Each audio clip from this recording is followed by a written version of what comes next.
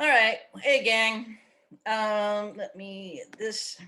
Oh, actually, let me pause that, and I'm gonna stop share. I actually did want to. It's like I get so busy about trying to think about content. Like, Wiggins, step back. I do want to do a check-in and with everybody. How's everybody doing? First off, all right.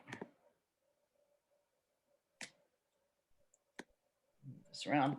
So did a quick check-in, kind of touch base about Yellow Dig. Then the two major things that we will spend time talking about will be get you into groups discussing the readings. First, reframing the curriculum for about 20-25 minutes ish, and then getting you in your groups to create a kind, using a whether it's a digital tool, whether it's PowerPoint or Microsoft, any Office tool, connecting the progressives, the 5 different educators that were in curriculum, the first part 1 of curriculum studies reader, and scheduled in a bathroom break, just so everybody knows. And then I will take over, particularly of the last part of the class time, talking about, I mentioned I would talk about the biweekly synthesis and reflection assignment, and then kind of doing a bit of small group practice about rewriting some previous doctoral student work that I've seen that is not specific to the assignment, but about the overarching steps to related to academic and doctoral student writing. Talk about APA, because some of you are quite familiar with APA by now. Some of you have heard about it like once. And then last but not least, discuss upcoming readings and other questions and concerns. So that's our agenda. I've been really pleased to see people getting going on Yellow Dig. So we have about half the group that are roaring ahead and half it's like chugging. But again, it was like part of the getting that fact that it's the beginning of the semester, and you should begin to start seeing, though, when you post, it will start in Blackboard. I've got to get all of the other pieces, but you should start seeing a score in your my grades, and that will be as of the current day. So that will change as you each time you post. So out of the 25% that is for the participation, I have divvied it up so that, which is 125 points out of 500 points, just for clarification. So 75 will be related to Yellow Dig and 50 for participation in synchronous sessions. So you should begin to be able to see those points being allocated in Blackboard. But so then it would say, like, if and it should would have the score in the in Yellow Dig, but it would actually have the number of points and or percentage in Blackboard. So out of, if it was 75%, if you have 100, it will be 75%, 75 points, excuse me. If it's 90, maybe you're having a rough time getting going and it's 35%. So, but then you can, anyway, the point is that if you're having trouble getting started, please do, and that you should start seeing that in Blackboard.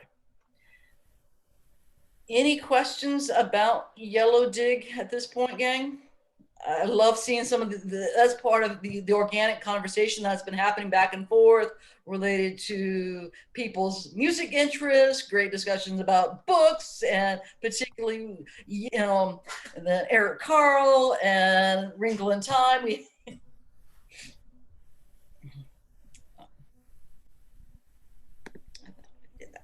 All right. All right. So, and in just a minute, I will break from here and then move to get you in groups. But so the first thing I'm going to have you do for the first 20-ish minutes will be to discuss these two questions.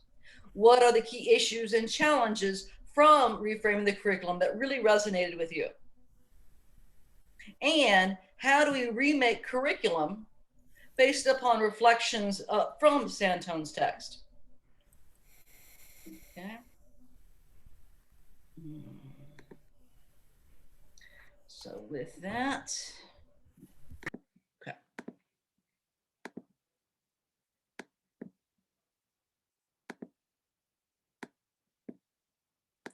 So I'm going to try to go through this part pretty quickly. And part of it was just, again, I wanted, for especially those of you who are new doctoral students, I am going to try to pull back the curtain, so to speak, on how to um, be a more effective doctoral student, and particularly places on how to read strategically. So that was what I wanted to try to accomplish very quickly with Vygotsky as one of your readings for our next synchronous session. Um, part of the understanding, my background is adolescent literacy, so it's always important to have a sense of purpose. Yeah, it's Vygotsky's, but so what?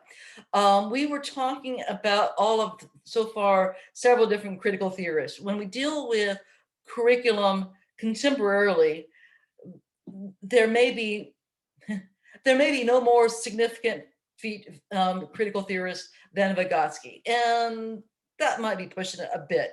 But in relationship to all things social cultural, Vygotsky is considered the beginning point for that stems off of all things, whether it's social situation, Love and Wegner, whether we're talking about critical race and feminism, it has the key components of social interactions.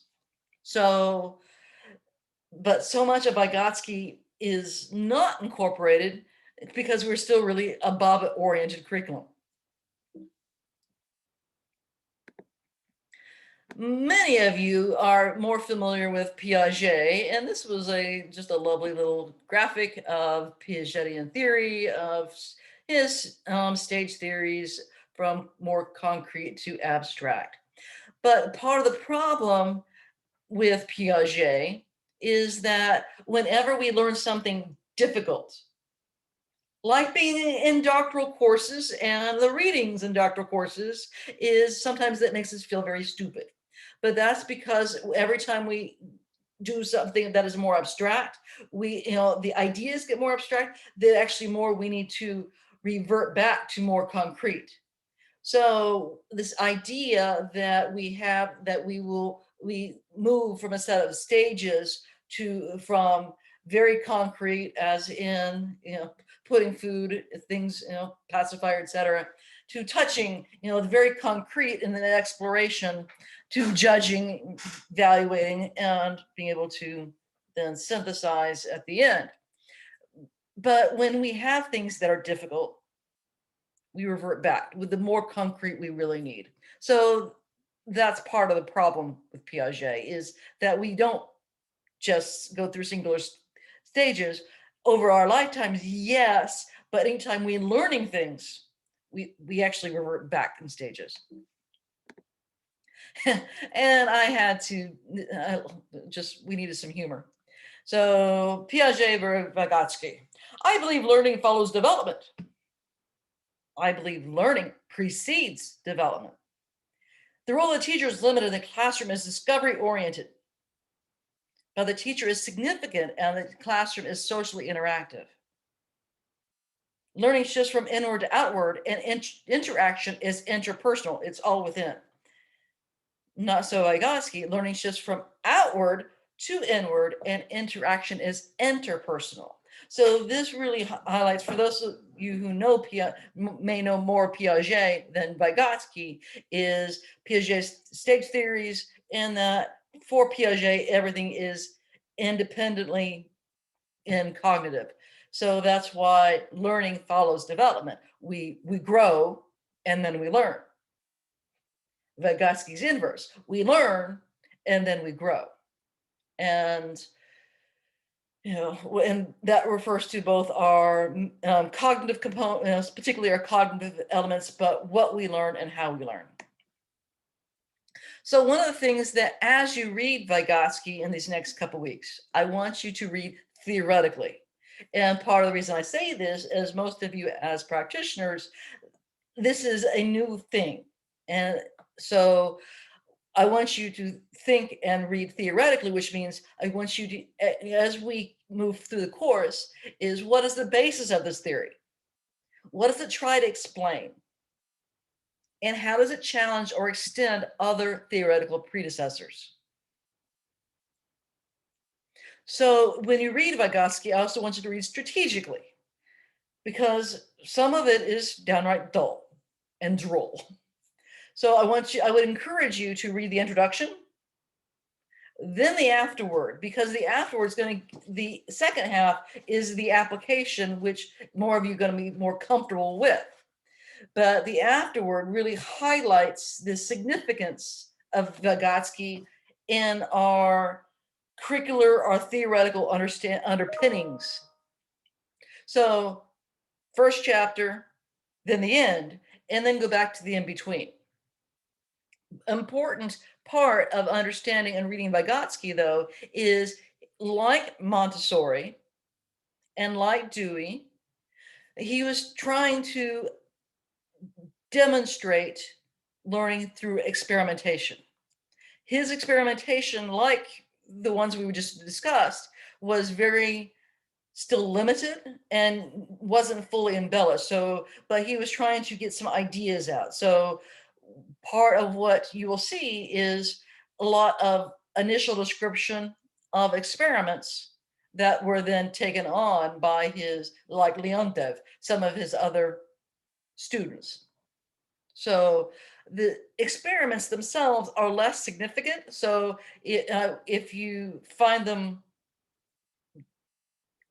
so I'm giving you permission, explicit permission to skim that experimental description as need be. And part of so that you know when and where that might be. So I wanted to make sure you had some example transitions in mind as you're reading. So signaling experiments, Vygotsky will say, I will give you 3 examples. The following experiments, blah, blah, blah.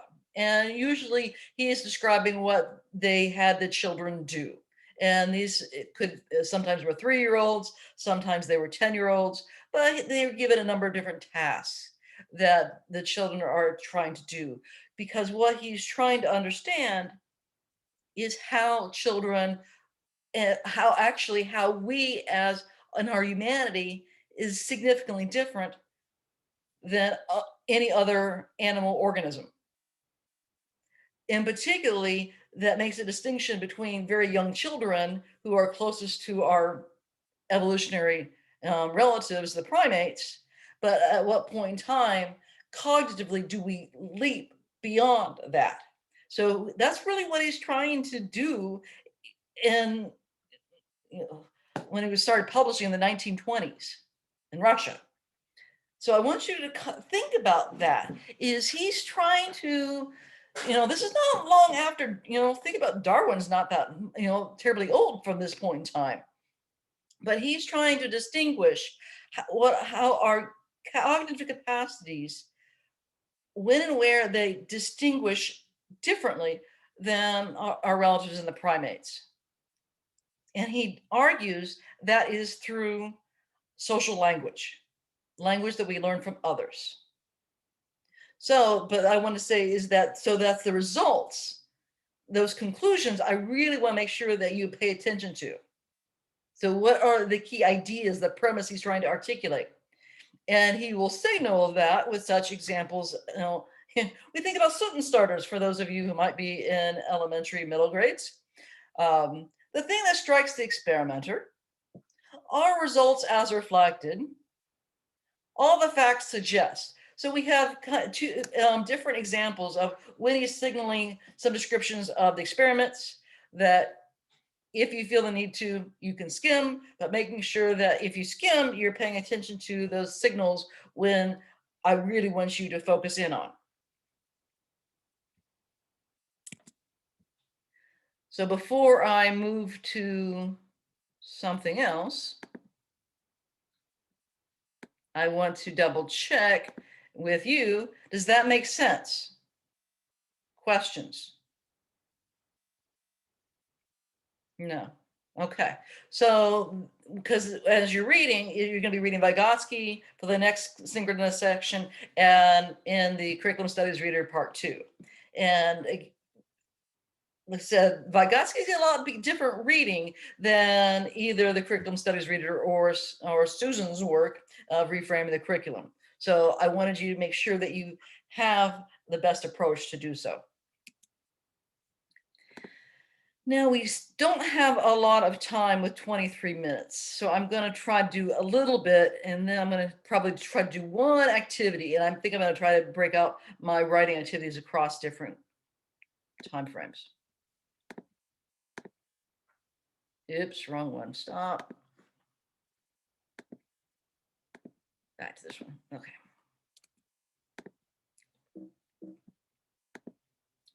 So this is where I want to.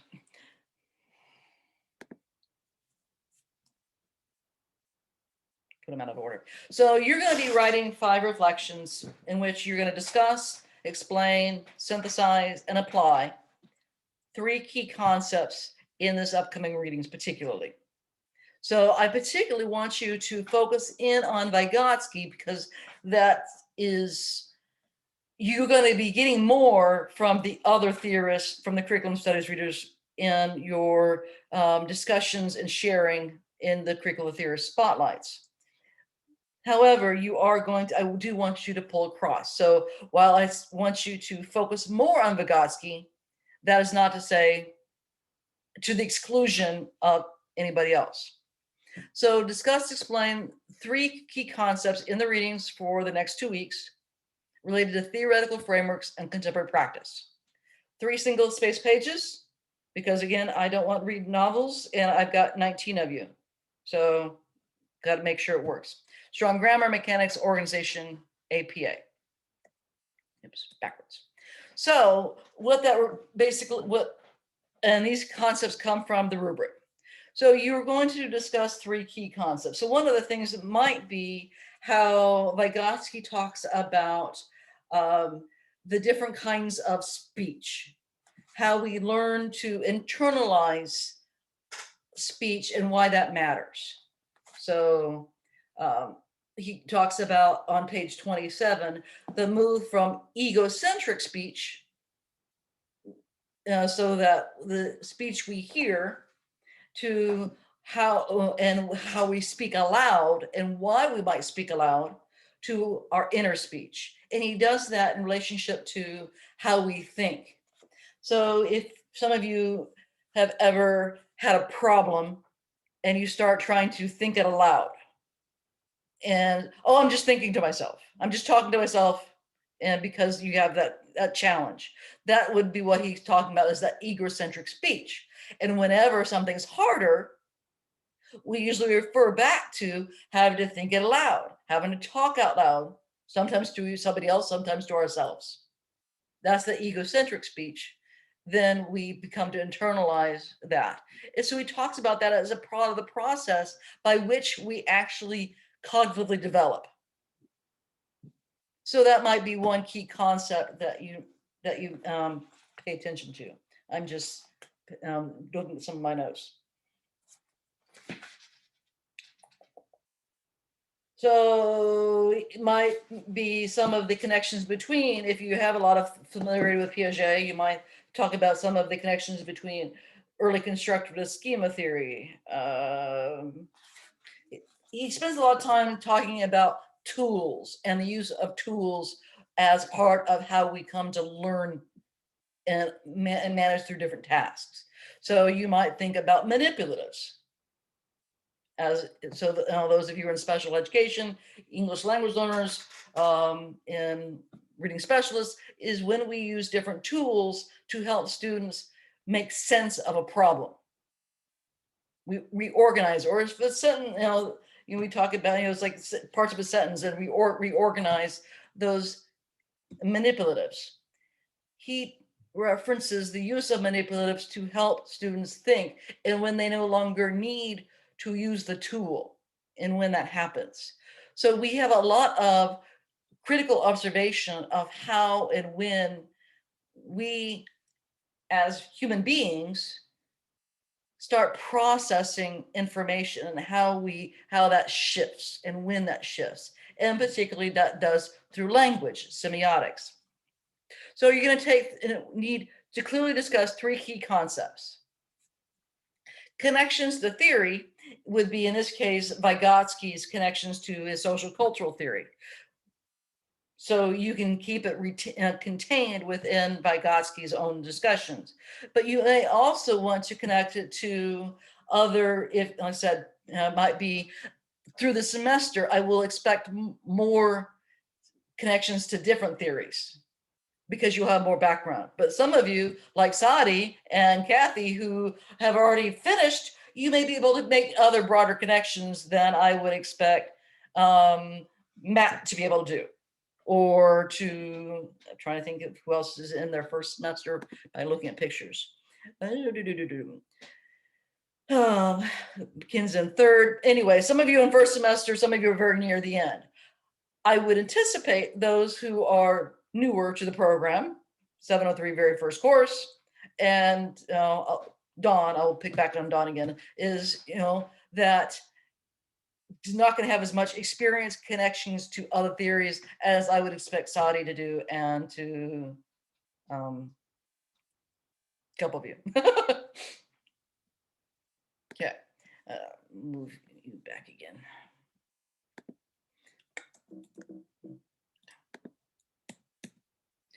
Connections of practice. So by and large, so this is either a broad-based connections to practice or to your own practice in local context. So when we talk about connections of practice, it can be very broad or it can be much more narrow and contextualized.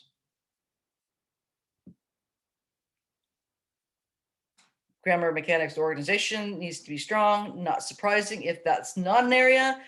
The Writing Center is having regularly virtual sessions. I encourage you to take advantage of them. And APA.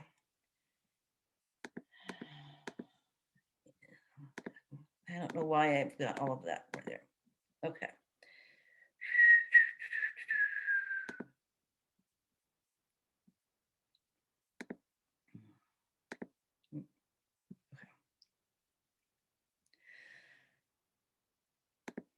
How many of you are familiar with use of Google Scholar?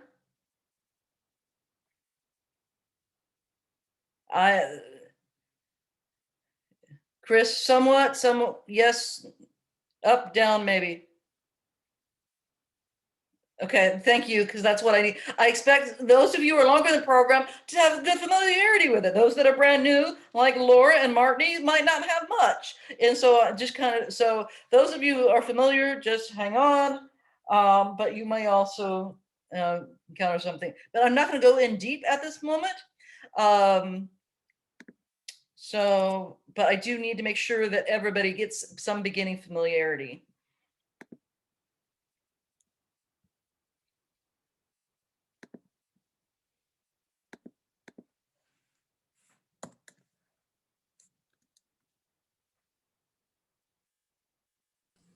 Can I just ask a quick question about the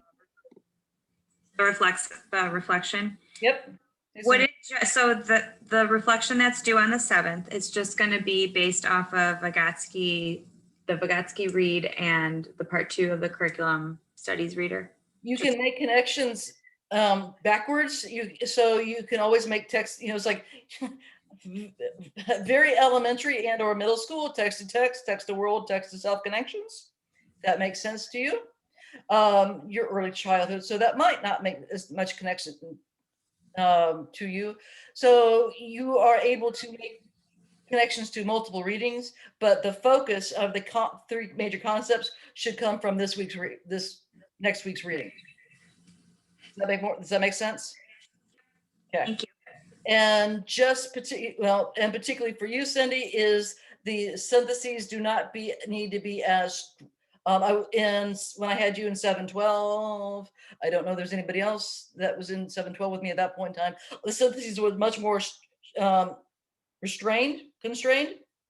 because I wanted you to really work on that skill. There is much more flexibility, more reflection to your current practice than would have been in that previous synthesis. Okay, so that's particularly for you. Others would have no reference.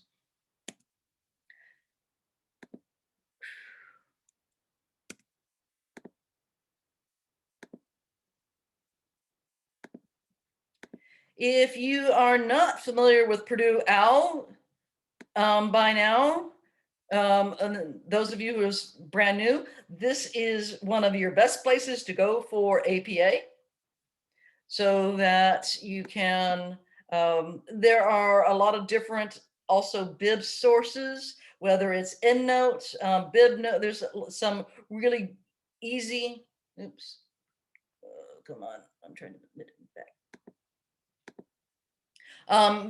Sources that I would encourage you guys to share with each other. I'm old school, I just do it on my own. But making sure that you know how to do APA is absolutely essential for a doc student. But so that's in here and referencing. The other thing I wanted to particularly highlight with Google Scholar though, so let me stop sharing again. Anytime I move you guys, then my buttons move.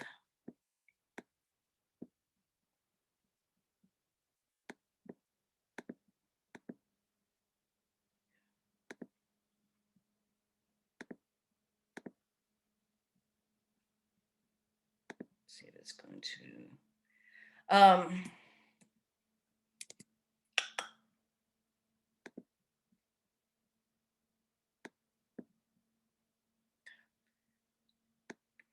I get way too many things that get in the way.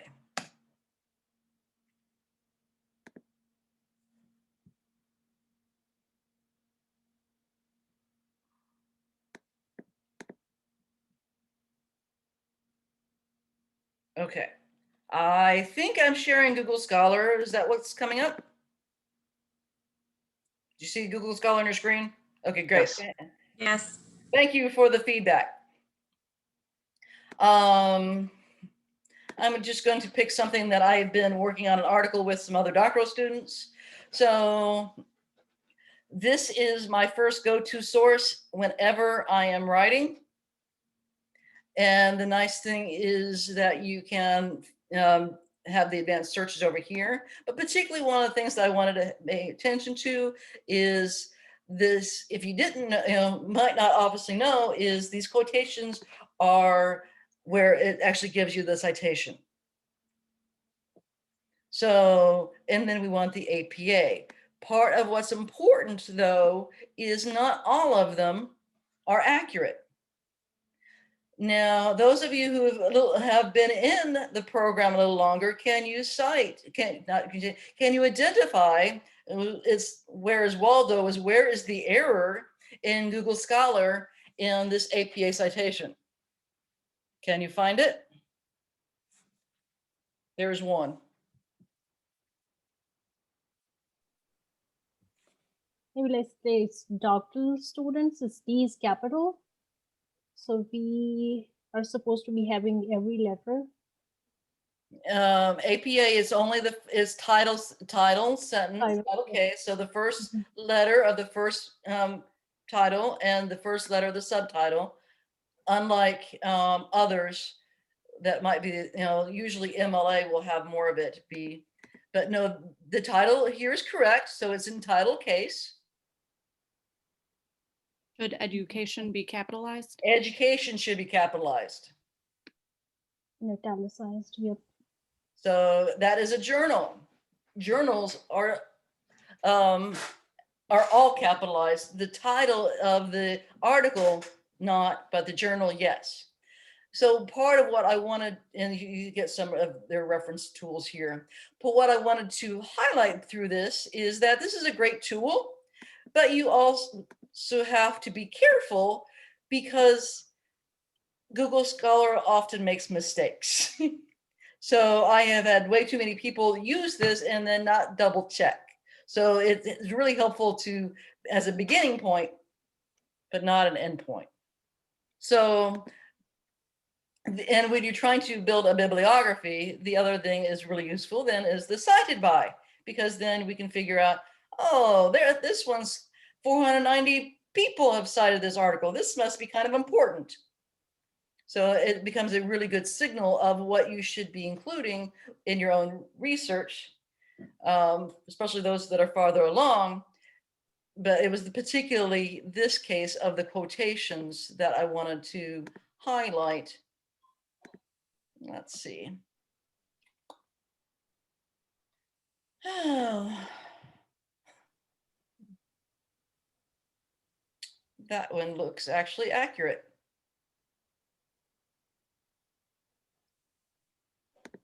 So about 1 out of every 3, oops, I find there's a mistake. So it's often enough that you really need to be careful. Oh, goodness. Doctoral student socialization for research on becoming a scholar, socialization and development of doctoral education. What's wrong with this one, gang? Where's it from? Oh, exactly. Is it a book? It appears to be a book. So I would want to know if it is who's the editor? If it's a book, there should be a publisher. You don't need the place of publication anymore. This is only half the citation. So the point is that Google Scholar is a great resource, but you have to be careful. You have to pay attention.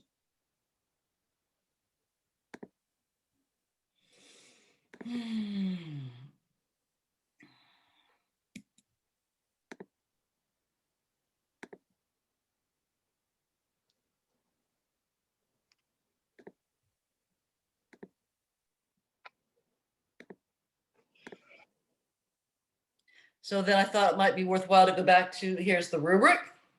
So 3 concepts, connections to theory, connections to practice. Some of you are faster and will get it sooner. So I will try to do my best to pay attention to when if you are, a couple of you I know that are going to have it done like in 3 days. Some of you will be on February 7th, and there's no judgment. It's just if you, I will try to grade them as I see them being posted on Blackboard. And so then you try to get your feedback as quickly as possible. Does everybody know how and where to post on Blackboard? Kathy, yeah, you should know. Don, is that? Not yet. Not yet, okay. Then hang Are we on, I'll talking- make sure that you know. This is our first reflection, or that's due already? No, the first reflection is due February 7th. Oh, okay. The Okay. end of, so we're moving into the next module. So with the readings, so then the very last Sunday night at midnight, before our next session, that's when the reflections are due. Okay, thank you. Yes. So I tried to be really cognizant. Okay. So if anybody else has issues with Blackboard, I'll double check that in a minute. I had really hoped to do some practice writing. I think what I want to do is just share something with you, and then I will post the one on Blackboard for further discussion later.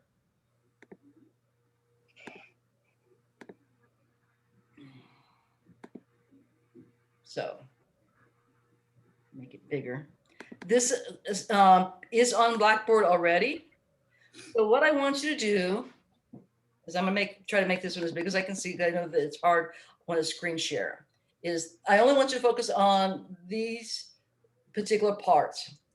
So, and I'm going to model in this case what strikes me, and these 3 examples that are posted on Blackboard under today's session are all written by doctoral students who 2 out of 3, it was a part of their dissertations.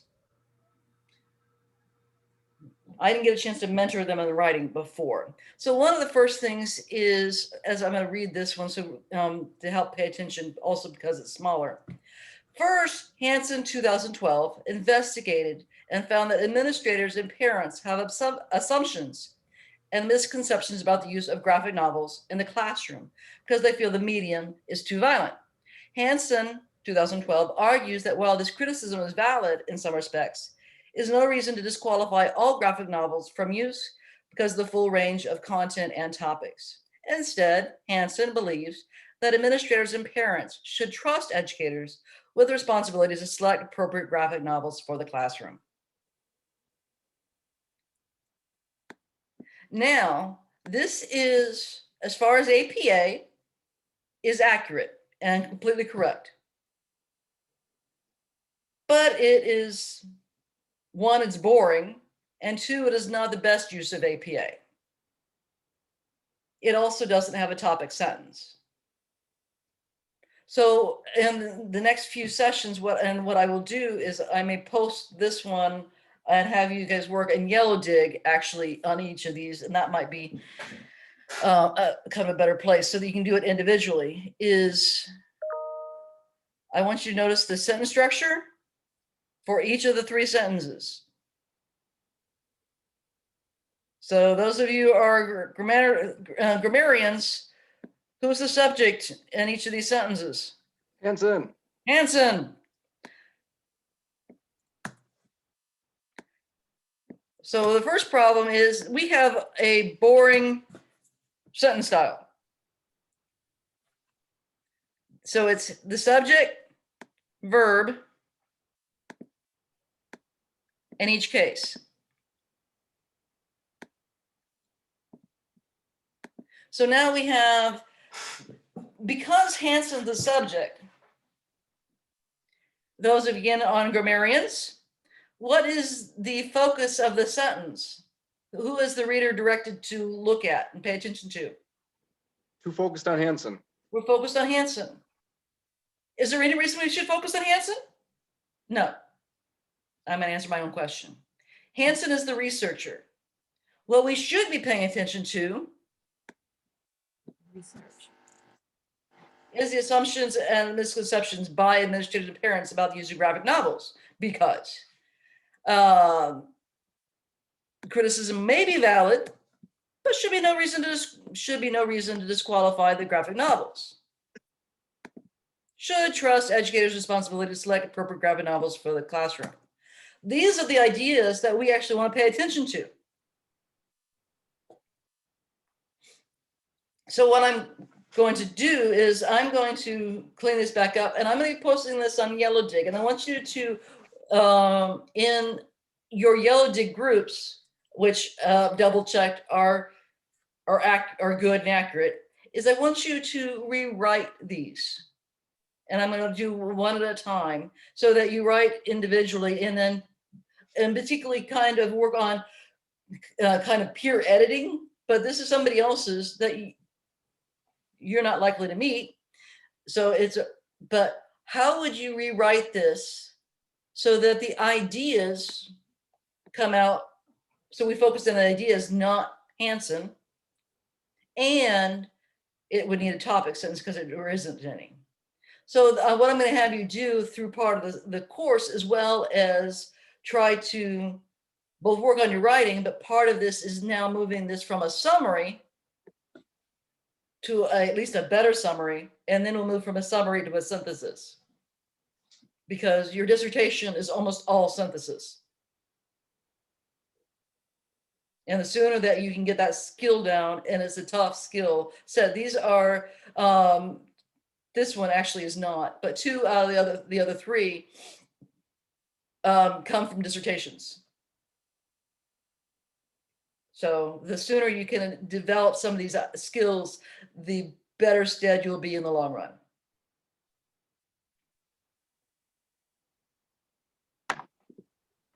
And it is 8:31, and I have committed to ending that by 8:30. So I am going to